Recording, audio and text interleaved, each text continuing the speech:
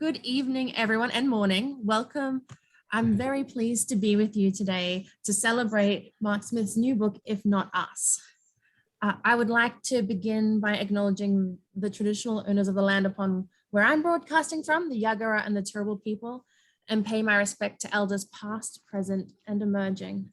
This always was and always will be Aboriginal land.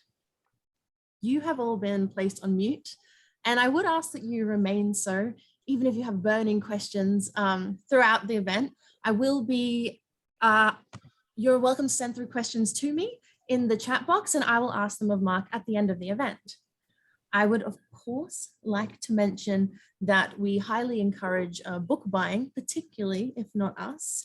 So if you haven't got a copy yet, we will be offering 10% off to anyone who purchases tonight. The code is EVENT. You just go onto our website, and when you're at checkout, type in EVENT, but I will send that to you as well. Now, on to the fun parts. Cass Moriarty is our wonderful in-conversationalist tonight with Mark. Both of Cass's novels are available from Avid, including Parting Words and The Promise Seed, which was listed for awards, including the 2017 Dublin International Literary Award and the Queensland Literary Awards.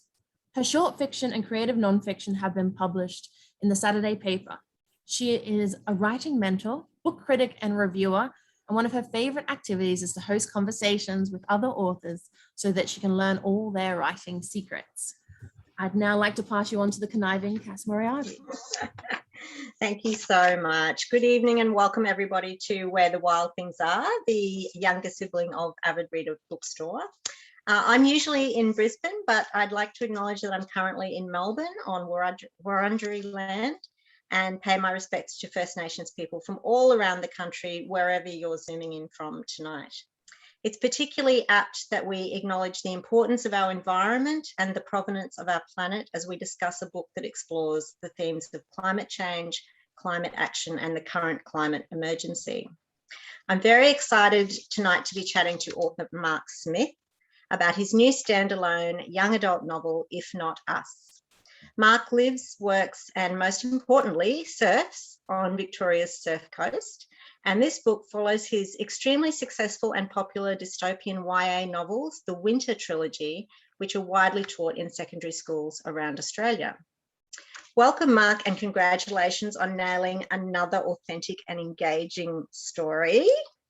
If Not Us is a contemporary novel featuring YA themes of identity, power, risk-taking, courage, and friendship, all explored through the lens of the current climate emergency and young people's responses to climate change. While this book will appeal to all ages, the particular heroes are the adolescent activists who take a stand and demand to be heard.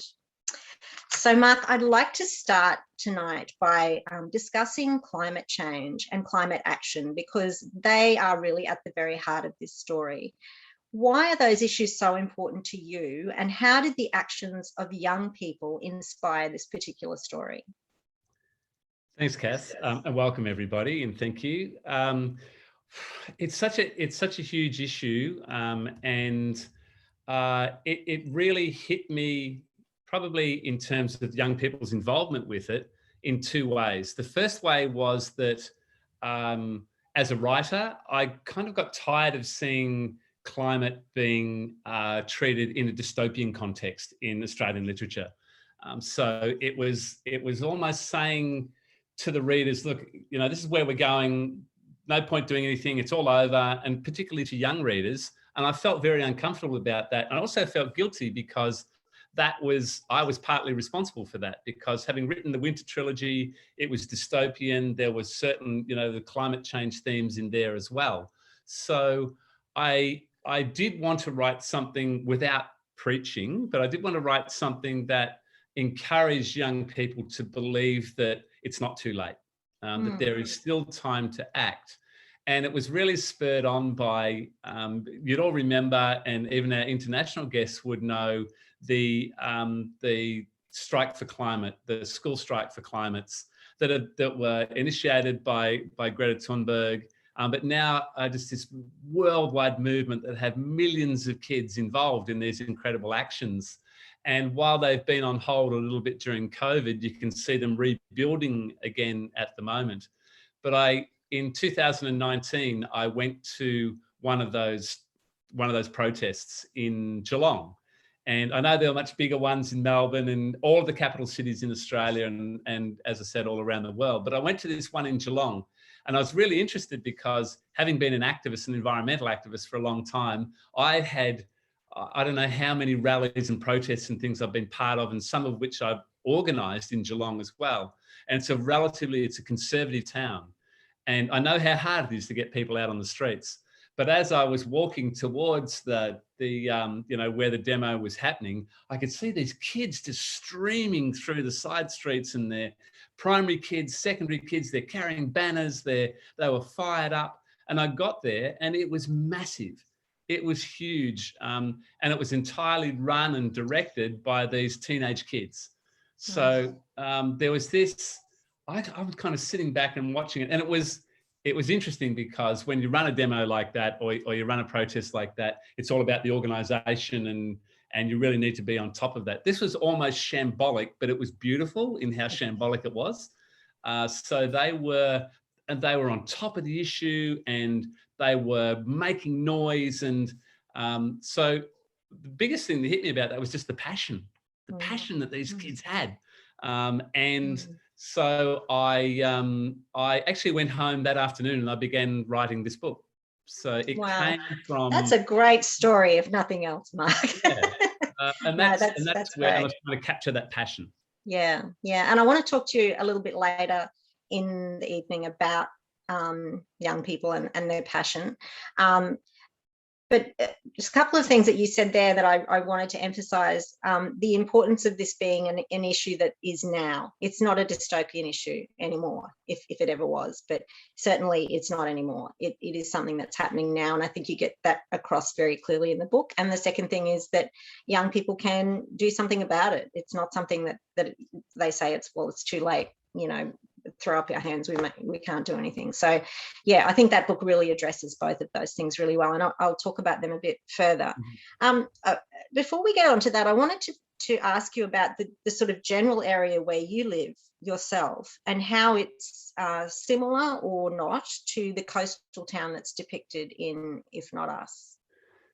Yeah, it is a very thinly disguised area that I live in, and it kind of makes sense because I'm in I write about a space that I'm intimately familiar with, so I know that I'm going to write that well. I know I'm not just looking at a space. I know what it feels like to be in that space, and so I can put my characters into that environment really confidently and know what they are going to see, feel, touch, hear.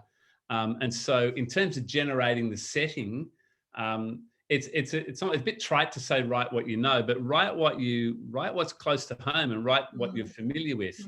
And I think you'll write that in a better way. So it definitely comes across really well in the book that you're very familiar with that setting. Yeah. And it's not only being familiar with it, it's loving it. Yeah. And feeling like you want to protect it, which I've been doing since I moved down here. Yeah. And I feel like the characters in the book, they know every rock, every wave, every grain of sand nearly. And I guess that's from your own experience. So tell us a little bit about the main characters, or introduce us to the main characters. So we've got Hess, is that how it's pronounced? Hess, and Fenner. Yeah. And just tell us about their circumstances at the beginning of the story. Where are they both in their lives at the beginning of the story?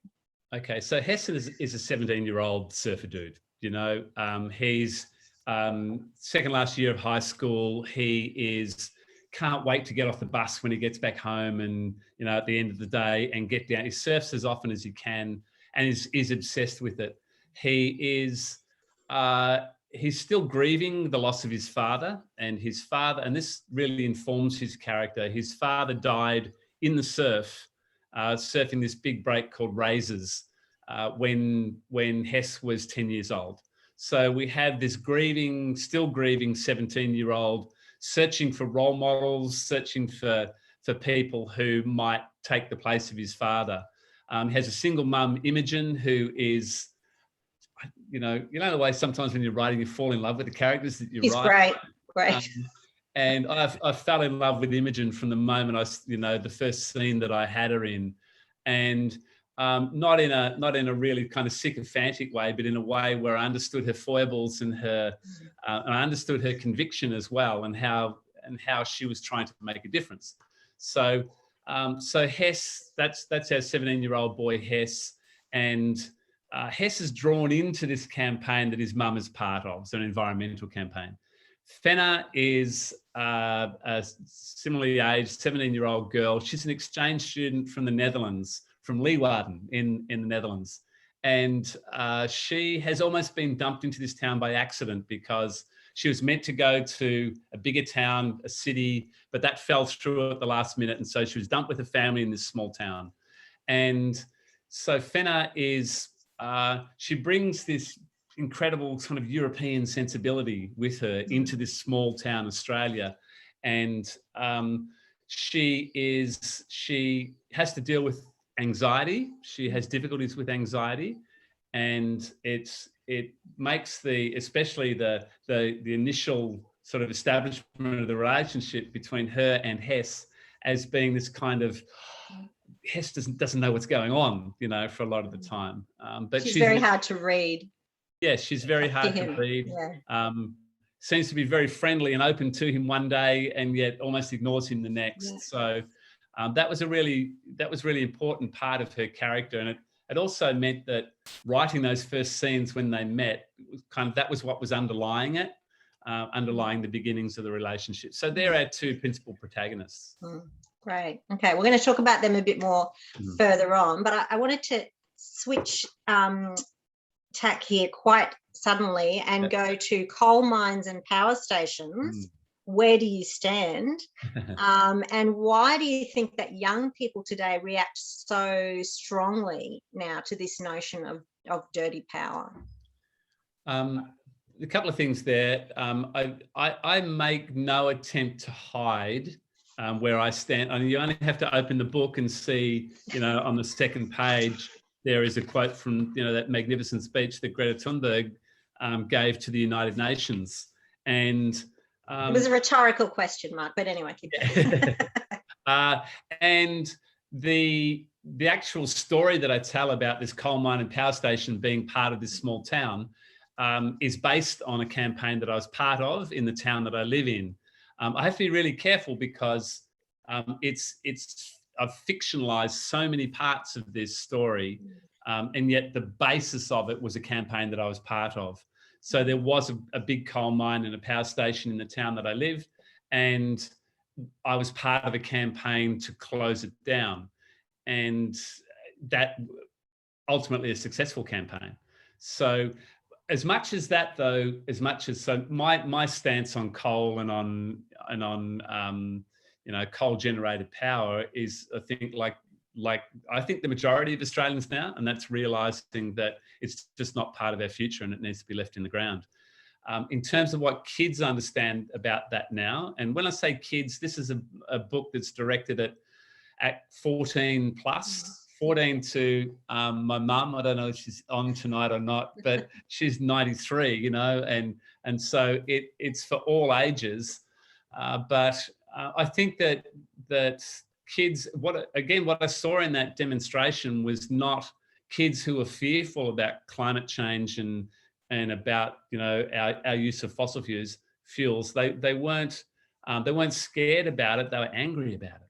They're really angry because they could see to them what is the most obvious connection, and yet they could see that the people who have the power to make decisions were not making the right decisions. And you mentioned before the school strike for climate rallies.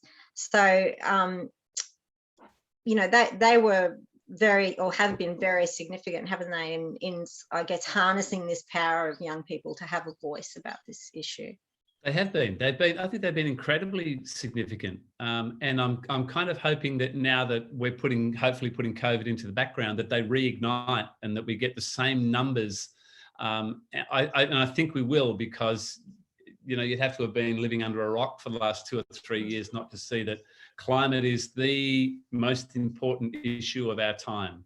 And especially, as I said, now that we're hopefully putting COVID behind us. So, and I think they are cognizant of that as well. Probably more cognizant than we are in a lot of ways, because we're gambling with their future. Yes. It's their future, it's their lives that we are at the moment selling down the river. So I understand that anger.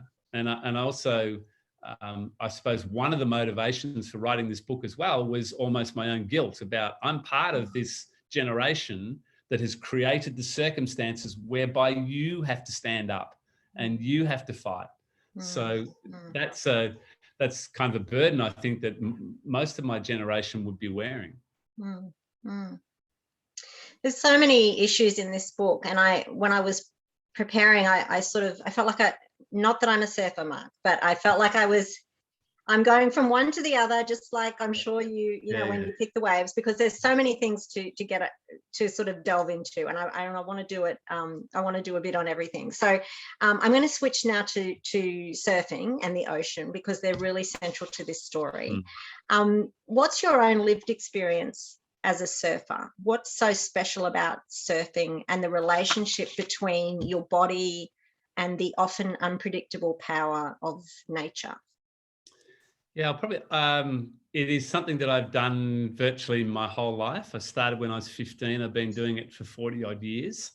And a friend of mine who lives locally, I think, used a term that I think best describes it. He calls it the sea-affected life. And the sea-affected life is where there's always a connection there. And it's not always through surfing. Sometimes it's through just being in that environment, knowing that it's there.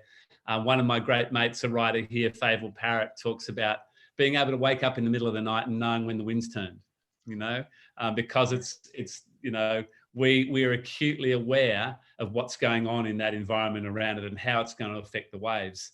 One of the things that surfers are, why they're so aware of that, is because surfing isn't like golf, where you can kind of book, I'm going to book for 2 hours on Sunday and I'm going to go and play my game of golf on Sunday afternoon. No, it's got to be, it's when the wind is right, the tide's right, and the swell's right, and that's where you need to be. So that's why every surfer will be able to tell you at any time of the day what the tide's doing. They'll be able to tell you which way the wind is blowing. And they'll be able to tell you, what the swell train's doing. So it's just kind of it's that awareness. And for me as well, it's not just about surfing. It's about being in that environment. I gain as much joy from just sitting out the back and, chatting with the people. When you've been surfing in the same place for a long time, most people in the water, sit out, chat with them. And that to me is as much of the experience as actually riding the waves. And probably best illustrated, I was surfing a couple of weeks ago, and there's an older guy down here who surfs on the West Coast. His name is George.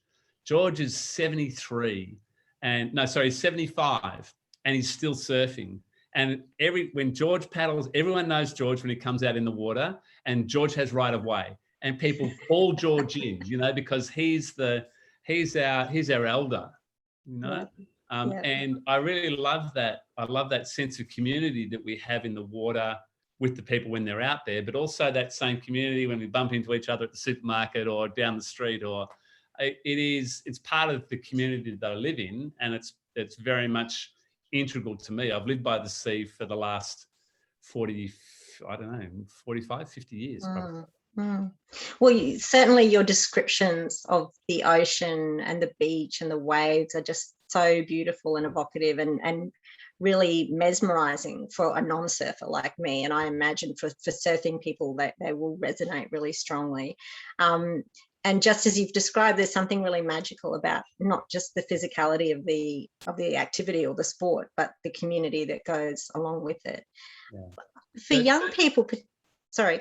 I was just going to say, it kind of generates a difficulty when you're translating that into writing, though, because there is so much assumed knowledge that you have from doing that activity for so long, and you can't assume that knowledge from your reader. So there's got to be a certain amount I suppose, jargon that comes into the description to make it authentic. But you can't have so much that it alienates people who haven't surfed. Yeah. And I think it's you know, I have a fantastic relationship with my editor, Jane Pearson, and for every draft of this book, there'd always be the same thing. Hey, can you pull back the jargon a little bit? Can you pull back the jargon a little bit? And just don't alienate readers who may not have had that experience or be aware of what it's like to be in that space. Well, that was actually one of my questions, was about that, the surfing jargon and the amount of detail that's incorporated into the story, which felt to me quite natural. It didn't feel like it was too much. Even when you were talking about things like the different thicknesses of wetsuit you wear in different seasons, which, you know, was news to me. But yeah, so that, I guess that was, as you say, a little bit tricky to balance it, so that's not overwhelming for the reader, but that you get enough of a sense. You do pull it back. You do pull the description back, and I think we've got some fantastic writers of surf fiction here in Australia that we can draw on, and it's one of the great, the most obvious one is Tim Winton. It's one of the great achievements of his writing that he is able to have anybody who reads those books and those descriptions kind of feel what it's like to be in that place, feel what it's like to be out in those big waves, of having that big hold down and just trying to hold their breath long enough until the wave is finished with them. So even people that haven't had that experience, somehow he's able to have them feel it as well. Mm-hmm. And so what do you think it is about surfing that's particularly for young people, especially, it's that balance between being very challenging but also very rewarding? Yeah, absolutely. And it's the kick in of endorphins, you know, and it's the fact that they are out in a beautiful natural environment to start with. And always thought, you know, if my kids were outdoors or they were surfing, mountain bike riding, whatever, well, what could be better than that? Even if they were falling off and breaking bones, it was better than them sitting in front of a screen and, you know, spending their life in there. So being out in that environment also teaches you respect.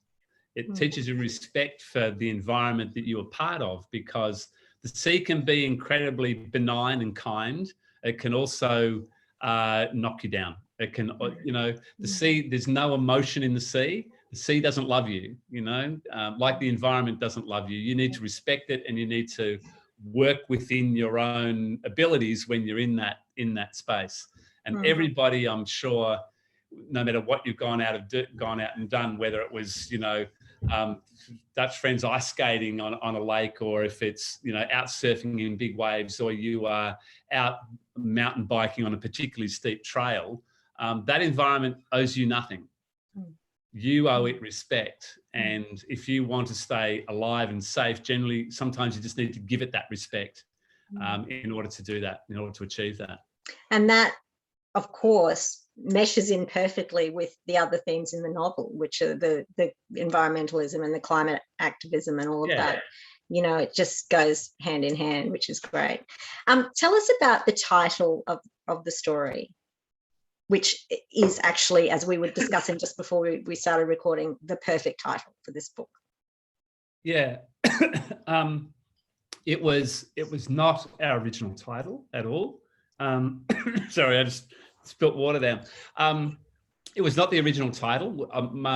The title was, for a long time, it was the hashtag I Stand With Hess, and which has a function in the book, but unless you already know that in the book, it's not necessarily a title that's going to draw you in. We wanted something about, you know, stand up, and it took us a long time to come to this title, and we're negotiating, and I wasn't happy with any title that was put up until a friend, thank you, Sue, put up a photo of a piece of graffiti, and the graffiti was, "If not us, who? If not now, when?" which is obviously the quote of John F. Kennedy. And it just hit me, and it was like this light bulb moment. Hallelujah! Here it is. There's the title. That's what we want. And I then, as soon as I saw it, I said, that's it. And I sent it through to the marketing department and my editor at Text. And it was a light bulb moment for them. Of course, that's what it is. Why, how could it not be? How could it be anything else? It is perfect. We seized on it. It was perfect for what we're trying to do. I didn't even have to write anything into the story to make it relevant, which you sometimes have to do if you seize on a slightly different title. So it was already there. It was staring us in the face, but we just hadn't been able to see it. And it fits really well with this Dutch girl, Fenna, who, she makes the point to these kids at one stage when she's arguing with them. She says, "Don't you see, it's us. We're the last generation. If we don't act, who's going to?" And it's a really powerful scene in the book, and it was already there. We didn't need to go fishing for a title. It was buried inside the text. Yeah, wonderful. And Fenna is greatly inspired in the story by Greta Thunberg. What do you think? How has what effect has she had on international climate discussions, and particularly on motivating young people towards action? I think she's had an enormous effect. I mean, what was there? Who was there before Greta? Who was inspiring young people in the way that she was? And I think she inspired them by her bravery. Just the fact and her persistence. The fact that she would go back outside the Swedish Parliament and sit there with that sign on her own, and that was one girl. So this is this thing about which hopefully is one of the messages of the book, is that yes, an individual most certainly can make a difference.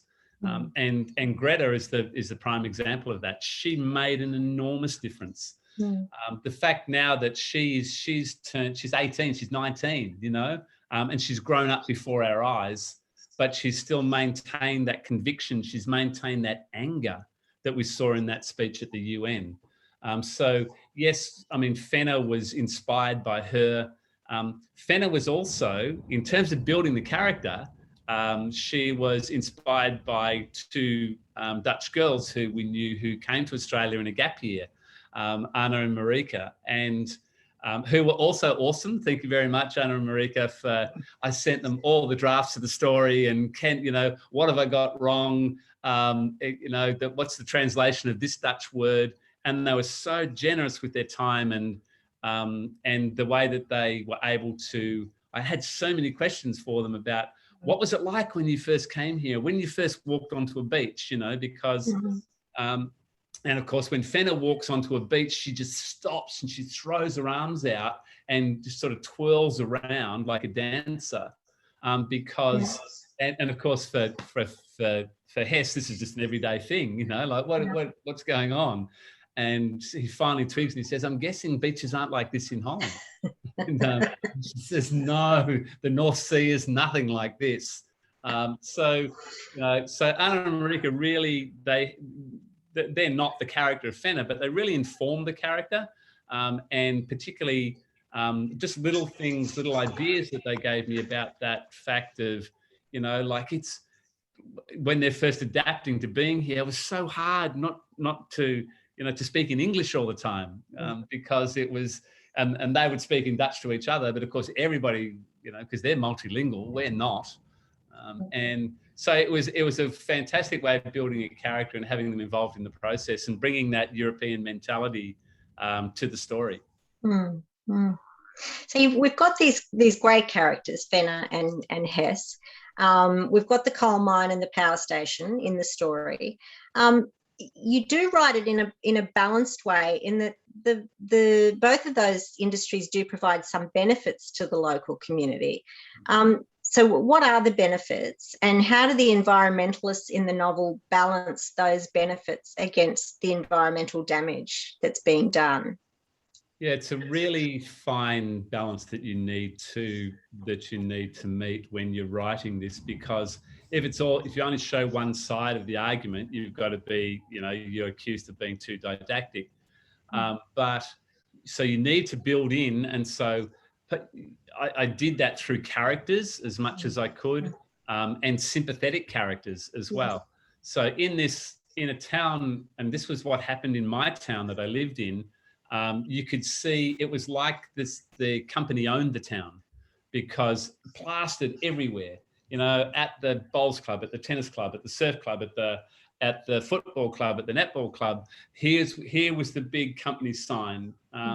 And of course, they were feeding money into those organisations. Oh, new jumpers for the footy club? Sure, and we'll put let's put the logo on it. So it's the way that they ingratiate themselves to a community, and it's the way they maintain a social license to operate in the community. And so that was relatively easy to portray because it was lived experience again. But it's also, I'm not going to great lengths to hide my passion for what I feel needs to happen here. So I've argued before that this an accusation that a story is too didactic, and stories can be too didactic for sure, and no one wants to be preached to, let alone young adult audience, because they will turf a book as soon as they get the slightest inkling that they're being preached to. It's gone. You are gone. You've lost them. So you do need to balance the argument, but at the same time, I'm taking through my characters. I'm taking a moral position. And that moral position should not be the author's voice. It should be the voices of the characters. And if then I can get my readers to empathise with those characters, they can see those issues hopefully through the eyes of the characters and understand them in a better way. And I think that's what we're all trying to do as writers. So I think sorry. No, I was just going to say you create that conflict in the community really well, too, particularly with things like, kids whose parents work for the coal mine or the power station, and they're kids who are friends with Hess, and they're all on the same side in some things. But then if the power station goes, what do their parents do for jobs? So they'll play footy together on the weekends and netball, and they catch the same school bus in. It's just that their futures are looking very different from each other, because, and it's one of the things that I wanted to focus on in the story was the cost of standing up in a small town, in a small community, and that community can turn against you, and it can make it hard for you to live in that community, but. In the community that I lived in, when the campaign was going on, I don't think the community divided. I think the community was pretty accepting of people who stood up and questioned. We did get some, you got some interesting things stuck under your windscreen wiper of your car sometimes when you're at the supermarket, or you come back and read this. Oh, thanks very much. So people know who you are. People know what you're doing, and if they saw a sticker on the car, they'd sometimes have a crack at you. But I kind of understand that. I can understand people getting angry about the possibility of losing their jobs. And I think you portray that well through the characters, and it's not your voice; it's the characters' own, position and their position in life, and how they're related to the coal mine, or what connections they have or don't have. And so that you explore that really well. And again, like I said, it's a delicate balance. Because I definitely want to portray the other side. One of the problems when we went through the editing process of this book was that too many of my characters on the opposing side were negative characters. They were dressed in a particular way, or they acted in a particular way, and we really had to pull that back. And Jane, my editor, was right, because that's so stereotyping. This is what a coal miner is going to be like. They're all going to be like Matt Canavan, and they're all going to. But of course they're not. They're human beings who have a job.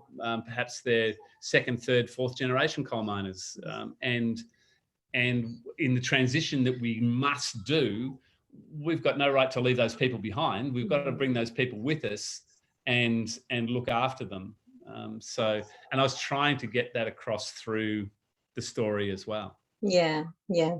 So one of the other things I loved about the characterization is that Hess is what I'm calling a sort of reluctant hero. So he's not all gung-ho about this in the beginning, is he? He's sort of drawn unwittingly into this debate.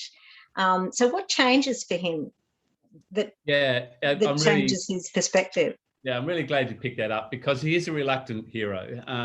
And he begins by doing an assignment on climate change, for English. And at the same time, his mum has organised this gathering of the local environment group, which has never drawn more than about half a dozen people for the last 5 years, and they sit around and whinge and have a cup of tea, But on this particular occasion, there's this whole influx of new people who come in because there's a possibility of closing this thing down. So Hess is really reluctant. He'd much rather be surfing. What's all this? What's all this hippie stuff about? But once he gets involved with the encouragement of Fenner, this is where you bring characters. Every character in your book must have a purpose, and the part of Fenner's purpose is to bring him to that understanding. And even though she has a lot of anxiety herself, she can see what Hess needs to do, and she encourages him to do it. So yes, he does reluctantly become involved. He's a reluctant hero, doubts himself. But I think, and there's a point to writing it in that way, because I see that in so many young people that, who will listen to me if I do? This world is ruled by adults, and why would adults listen to me? But adults will listen to you if there's one of you or there's 10,000 of you. If there's 10,000 of you, they will start listening. They are, in a lot of ways, we try and disenfranchise them by the fact that they don't vote, they don't spend money or spend as much money. And so all of policy positions are directed at adults because they're the ones that affect the political outcome. But I think we're going to see that change because there's this groundswell which is coming through young people, and those young people, in most cases, are only 1 or 2 years away from voting. And they will be experienced activists by the time they turn 18. By the time I turned 18, I wasn't experienced in anything. I was experienced at surfing, but that's about it. But this is a different generation. They are much more informed, and so by the time they come to vote, they will be impactful. Yeah, that was one of the points that I had down to talk to you about, was that the book emphasises that dichotomy of, on the one hand, being young, inexperienced and naive, but simultaneously, on the other hand, being determined, impassioned and courageous. And, how important it is for young people to realise that they can be both. They can be filled with anxiety and self-doubt, but they can also exercise a certain power. Yeah, absolutely. There is a lot of part of what informed this was a rally or a meeting that was held in my town when this whole campaign was going on, and my daughter spoke. So my daughter, I think at the time she would have been 18, maybe 19. And there'd been a couple of adults speak before us, and they'd made fantastic points.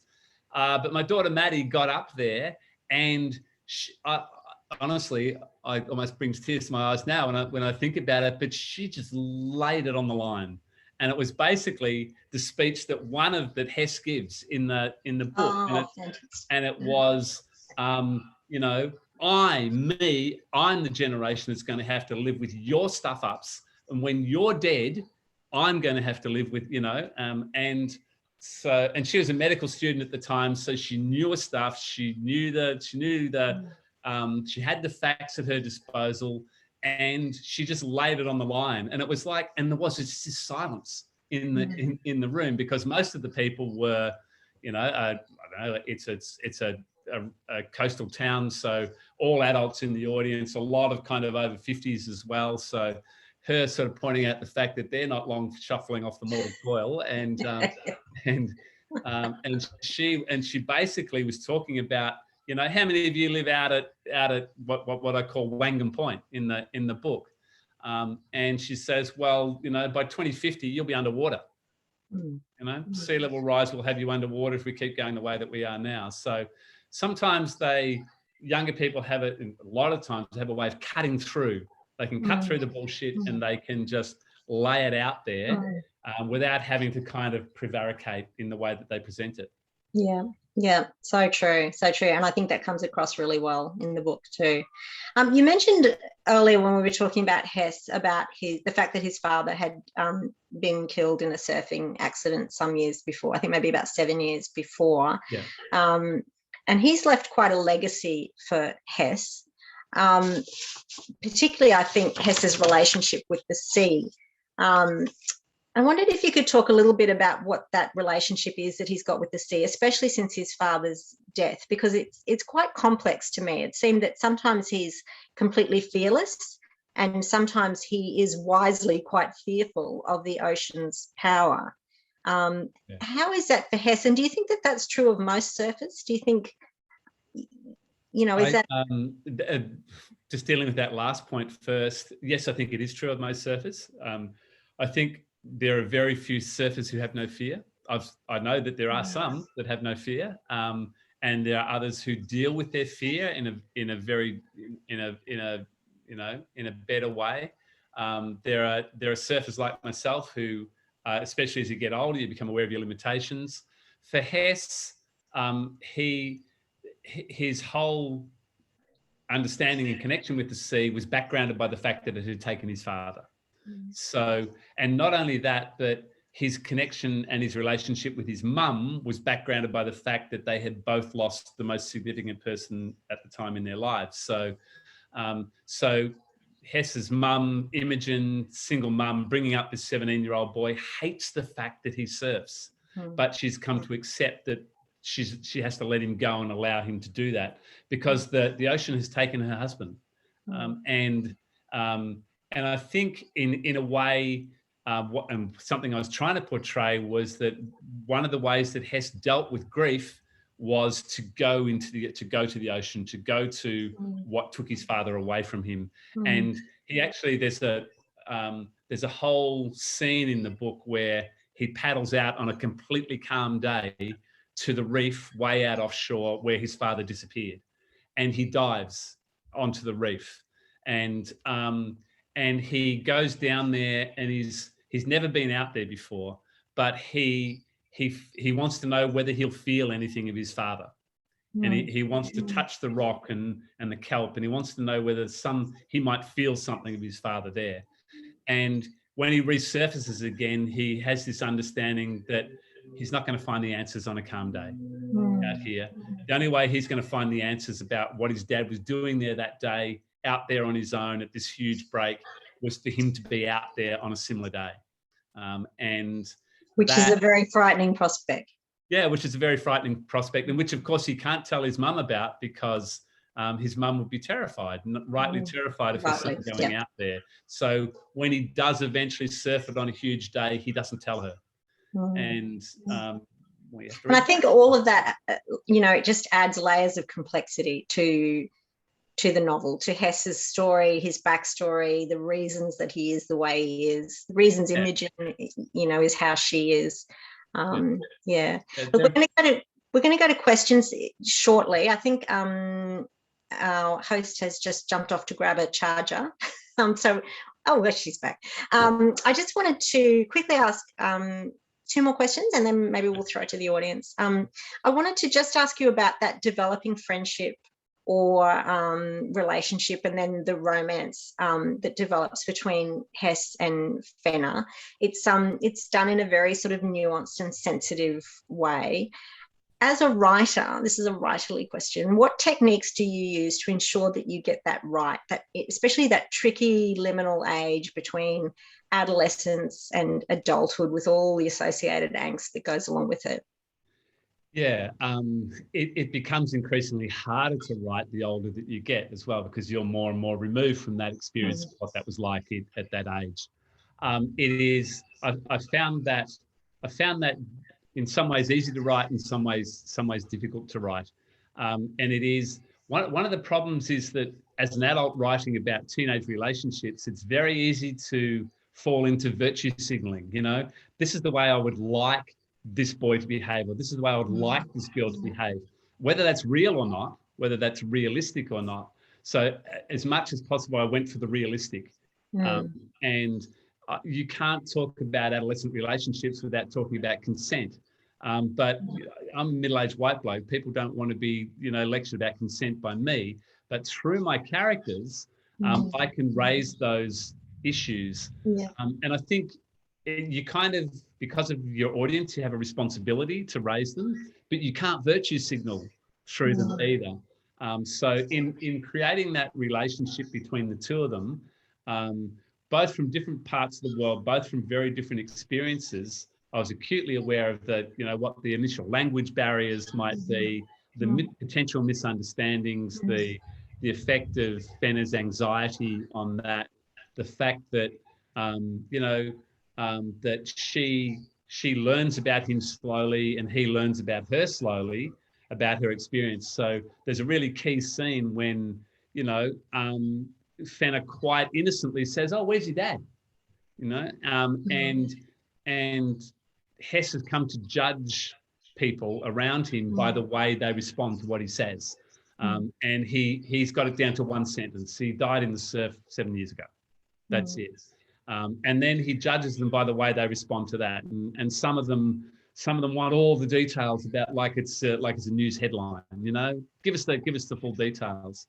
Whereas Fenner, and it's one of those points of connection, she just sort of, she accepts it as the way that he's prepared to explain it, says that she's sorry, but then it's like a point of connection in the fact that she doesn't ask for the detail.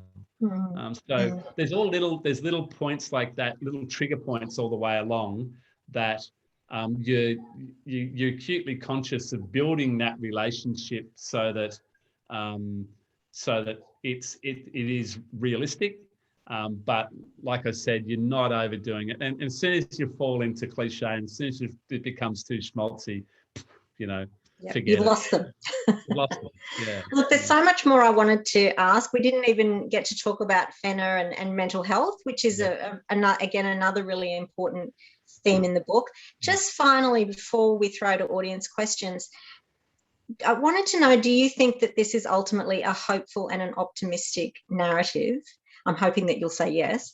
And if so, what is it that you would like young people to take away from this story? Or people of any age, actually. Yeah, I do see it as a hopeful narrative, and I want, you know, I want young people in particular, anybody who reads it, to take on board that idea that a single voice, that one voice can make a difference. And I've seen that not just in, you know, the worldwide phenomenon like Greta. I've seen it in my own community. I've seen it. Who's the first person that says no to something, and how do they draw people around them and build a campaign? And then, you know, the strength of a campaign grows from the more, you know, more people that engage with it. And I've seen that in activism. You know, I've been involved in a shitload of you know, activist campaigns for the last 30 odd years. And I've You're seen a stirrer. You're a stirrer, Mark. That's what you are. Well, I think it's just being a human being and being a responsible human being. A responsible human being. And I see that it does take that one person sometimes. That one person that then draws other people around them. And we see it time and again. So that's the optimistic sort of thing that I want any reader to take out of this. I want them to feel, shit, it's not too late. You know, we've still got time, but we're running out of time. So I want people to read it and to become involved, become engaged, become active. Excellent. Well, we are literally running out of time as well. So let's go to audience questions, because I'm sure there are some burning questions there. There are. Thank you, Cass, and thank you, Mark. I know I don't just speak for myself, because I'm getting lots of people just sending in and saying how much they've enjoyed this conversation. So thank you both very much. I might start with Rob's question simply as it builds quite well off a question you were just talking about. Rob says, I know you love writing for young people, but is there anything about it you struggle with or find hard? Oh, yeah. I do love writing for them. And I think the older I get, perhaps the harder it becomes to write for them because I'm becoming more removed from their experience. I stopped teaching 2 years ago, and I've really found that I'm more disengaged now than when I was working with those people every day. You're taking on board the mannerisms, the language, the way they communicate with each other, all of those things you can't help but take on board. I still work in schools, but I flit in and out. I go do a session and I leave, which is all online now. So you don't see the kid picking his nose in the back row. You don't see the one carving his name into the desk. You just see they're all on mute and oh, great, they must be having an awesome time.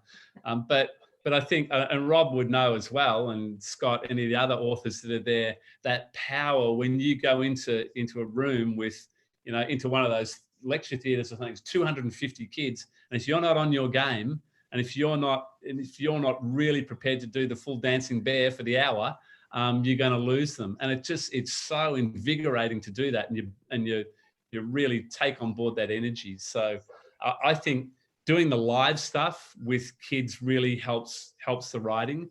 And I've really found it harder to write since I've been disengaged with them by just working with them on the screen. Yeah.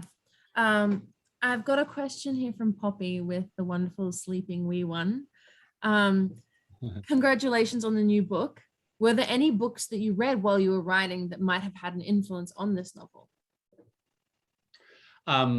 There are a couple of things that I was working on at the time where I took on a contract to write about a 10,000 word piece on for a surfing anthology called Lines to the Horizon for Fremantle Press, and I was kind of in the middle of still writing this book, and I think we might have started the first edits.